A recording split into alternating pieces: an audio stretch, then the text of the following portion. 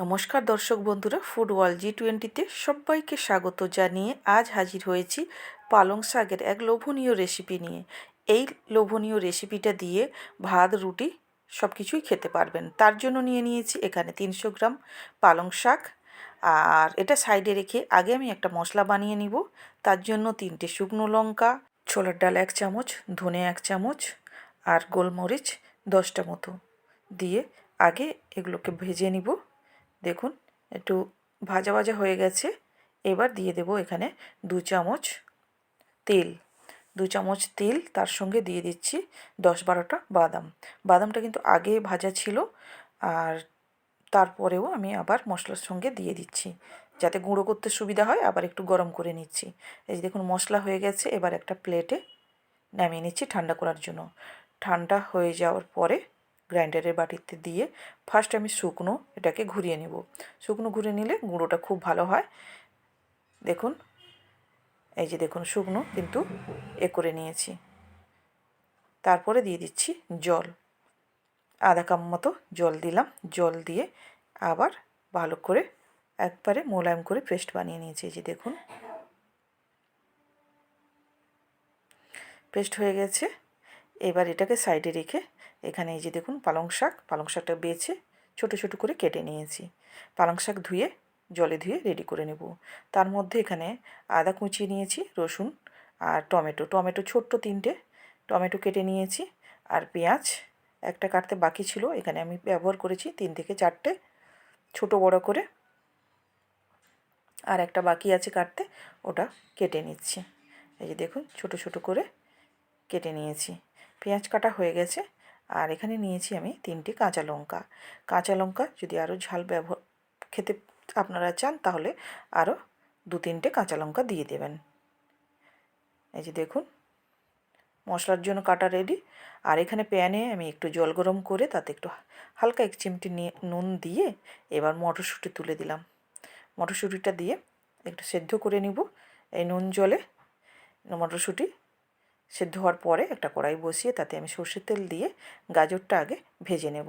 এটা একটা গাজর নিয়েছি, দিয়ে সরু সরু করে কেটে নিয়েছি। আপনারা ছোট ডুমো ডুমো করে চাইলে কাটতে পারেন, যেমন পছন্দ। দেখুন গাজর ভাজা হয়ে গেছে। এবার গাজরটা আমি একটা প্লেটে নামিয়ে নিচ্ছি। দেখুন গাজর ভাজা হয়ে গেছে। এবার এই তেলে দিয়ে দেব জিরে, 1 চামচ জিরে। তারপরে দিয়ে দিচ্ছি রসুন পুরোটা দেব না, কিছুটা পরিমাণ দিলাম। আর একটু রেখে দিয়েছি, ওটা তড়কার জন্য ব্যবহার করব। আর এখানে দিয়ে দিলাম কুচানো আদা, একটু ভাজা ভাজা হবে। তারপরে দিয়ে দিচ্ছি কাঁচা লঙ্কা কুচি। কাঁচা লঙ্কাটাকেও একবার নেড়ে নিয়ে তারপরে পেঁয়াজ দিয়ে দিচ্ছি, কুচানো পেঁয়াজটাকে লাল লাল করে ভাজবো। যতক্ষণ না লাল লাল করে ভাজা হয় ততক্ষণ ভাজতে হবে এটা পেঁয়াজটাকে। এই যে দেখুন পেঁয়াজটা আমার এই অবস্থা লাল লাল করে ভাজা হয়ে গেছে। এবার আমি এখানে দিয়ে দেব টমেটোটা দিয়ে 2 থেকে 3 মিনিট আবার টমেটো মানে একটু নরম হওয়া পর্যন্ত অপেক্ষা করব। এই যে দেখুন টমেটোটা এই পর্যায়ে কিন্তু নরম হয়ে এসছে। এবার দিয়ে দিচ্ছি হলুদ আধা চামচ, লঙ্কার গুঁড়ো আধা চামচ আর জিরে আধা চামচ দিয়ে আবার মশলাটাকে একটু ভেজে নেব।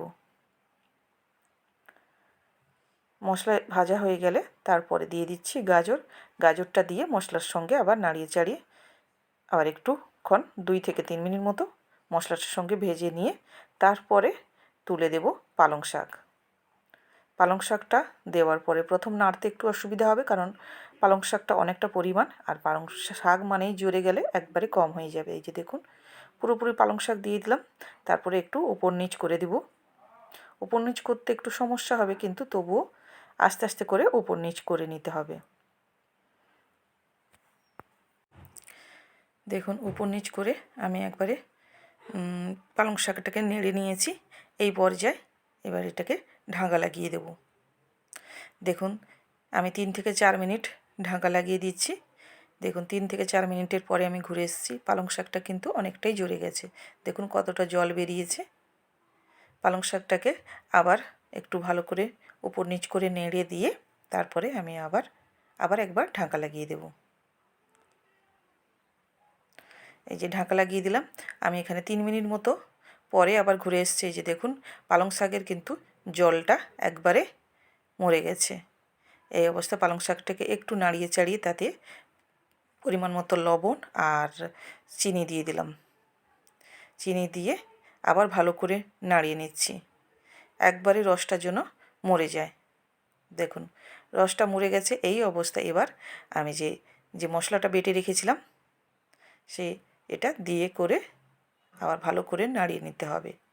নাড়িয়ে চাড়িয়ে এবার গ্রাইন্ডারের বাটিটা ধুয়ে করে সেই জলটা আমি এবার দিয়ে দিলাম।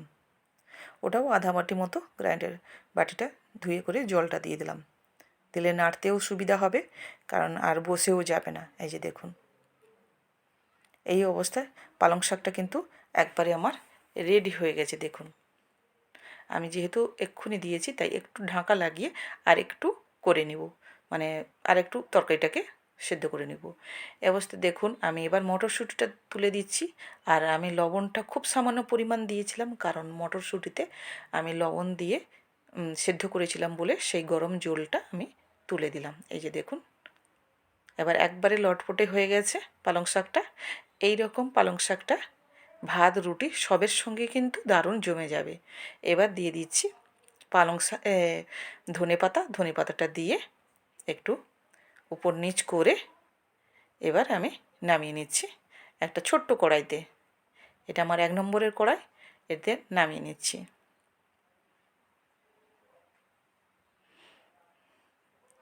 দেখুন আমার নামানো হয়ে গেল। এবার একটু তড়কা বানাবো, তার জন্য একটা প্যান নিয়ে নিয়েছি।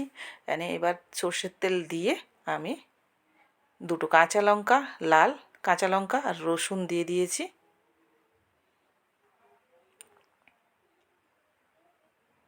তারপরে দিয়ে দিলাম হিংটা একটু ভাজা ভাজা হবে। তারপরে দিয়ে দিচ্ছি কস্তুরি মেথি। আর মেথির কিন্তু খুব ভালো লাগে। আপনাদের কেমন লাগে নিশ্চয়ই জানাবেন। কস্তুরি মেথিটা যে কোনো জিনিসে মানে তরকারিতে কস্তুরি মেথিটা দিলে কিন্তু তরকারির টেস্ট সম্পূর্ণ আলাদা হয়ে যায়। আর দিয়ে দিলাম আধা চামচেরও কম একটু কাশ্মীরি লঙ্কা, কালারটা খুব সুন্দর করে তোলার জন্য। এই যে দেখুন ভাজা হয়ে যেতে আমি উপর থেকে ছড়িয়ে দিচ্ছি। এবার এটাকে একটু আমি গ্যাসের উপরে বসিয়ে দিয়েছি যাতে গরম গরম থাকে। আর তারপরে আরেকটুখানিক আমি মটরশুঁটি বাঁচিয়ে রেখেছিলাম উপর থেকে ছড়িয়ে দিলাম। কেমন হয়েছে বন্ধুরা পালং শাকের রেসিপিটা নিশ্চয়ই কমেন্টে জানাবেন। আমি একটু প্লেটে বেড়ে নিচ্ছি, আপনাদের দেখাচ্ছি কতটা মজাদার হয়েছে। এইভাবে পালং শাক একবার বানিয়ে করে খাবেন। আপনারা তো বিভিন্ন রকমের করে খেয়েছেন, একবার এইভাবে পালং শাক বানিয়ে করে খাবেন। এটা কিন্তু ভাত রুটি সমস্ত কিছুর সঙ্গে কিন্তু জমে যাবে। আর আজকে আমার এই পালং শাকের রেসিপিটা আপনাদের কেমন লাগলো সেটাও কমেন্টে জানাতে ভুলবেন না বন্ধুরা। ভালো লাগলে একটা লাইক শেয়ার আর নতুন বন্ধুরা সাবস্ক্রাইব করে পাশে থাকবে আর অনুরোধ রইল।